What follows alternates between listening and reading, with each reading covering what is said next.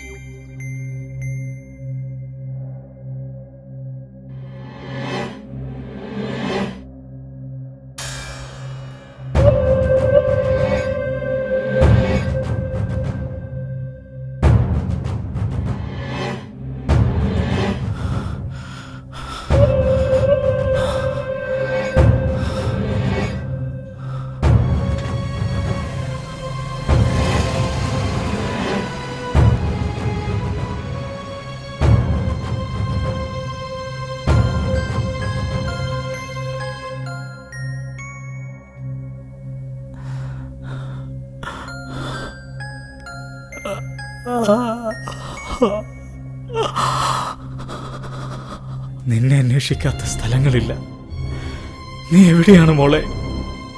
നീ എവിടെയാണെങ്കിലും നിന്റെ സുഖത്തിനായി, നിന്റെ സന്തോഷത്തിനായി ഇനി 1000 വട്ടം വിഷമങ്ങൾ ഏറ്റുവാങ്ങാൻ അച്ഛന് സമ്മതമാണ്. ആത്മഹത്യയെക്കുറിച്ച് പലവട്ടം ചിന്തിക്കുമ്പോഴും അപ്പാ എന്ന് വിളിച്ച് നീ ഒന്നുകൂടി അരികിലേക്ക് ഓടി വരുന്ന ആ നിമിഷം ഓർക്കുമ്പോൾ അച്ഛനൊന്നിനും കഴിയുന്നില്ല മോളെ.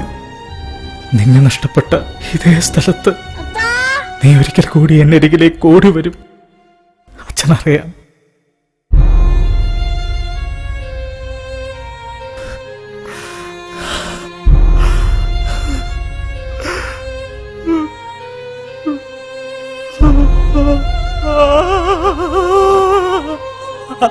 അച്ഛനെല്ലാം ഉപേക്ഷിച്ചു. നിനക്കായി ഇന്നിവിടെ കാത്തിരിക്കും. അച്ഛൻ്റെ പൊന്നോമന നേഹമോൾക്കായി അച്ഛൻ എന്നും ഇവിടെ കാത്തിരിക്കും. എന്നും ഇവിടെ കാത്തിരിക്കും.